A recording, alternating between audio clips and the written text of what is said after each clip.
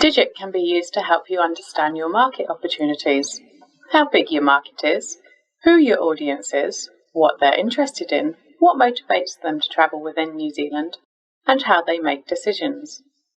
The best way to get started with DGiT is to think of a question you want answered.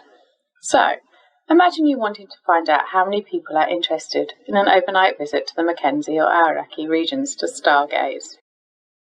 The first thing you would do is select those interested in going to these two regions.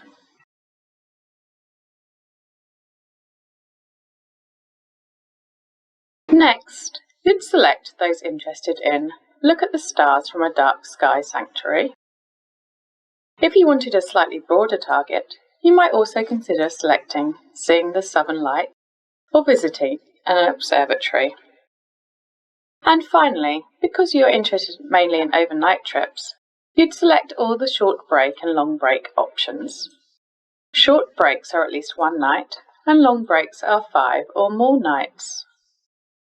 Now you click Update to show the results.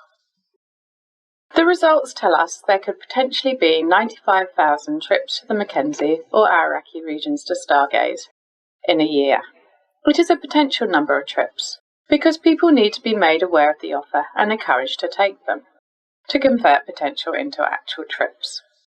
Those interested in the trip are more likely to be female than male, and most commonly a couple without kids in their home. If you click on the results by region, you can see that the biggest market for these trips is Canterbury, with a quarter of the potential trips originating from there. Clicking on the other tabs tells you more about the potential travellers. The What Do They Want to Do tells you the other activities they might like to do while away. You can see they're generally interested in stargazing, and hot pools, local food and short wilderness walks also appeal.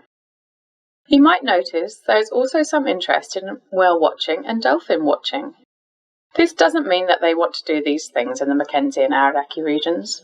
It simply means that people who are interested in stargazing are also likely to be people who are interested in whale or dolphin watching. The Where Do They Want to Stay tab tells you the type of accommodation they're interested in and the sort of price range people are thinking of. This is the per night price for all the people staying.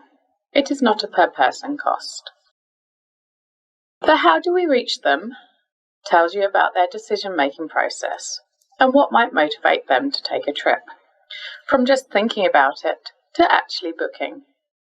You can see here that discovering new things or places and really connecting with the people you're travelling with are strong motivations. This means creating a sense of wonder and discovery, and showing people experiencing the dark sky sanctuary together are important in the marketing materials. Accommodation costs can be both a trigger and a barrier. So if a period is looking light for bookings, then promoting reduced accommodation costs should be a powerful trigger. Let me show you another quick example.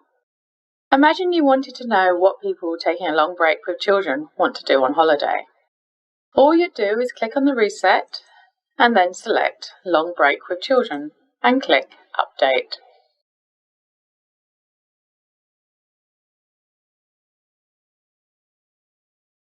As you can see, the preferences for theme parks, short walks, zoos and wildlife parks. You can also see the range of prices people are willing to pay. Sometimes when running a query, you'll get results which seem counterintuitive.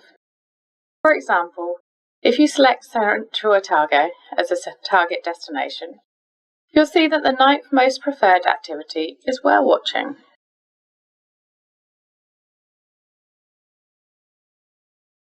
This doesn't mean people who want to whale watch in Central Otago.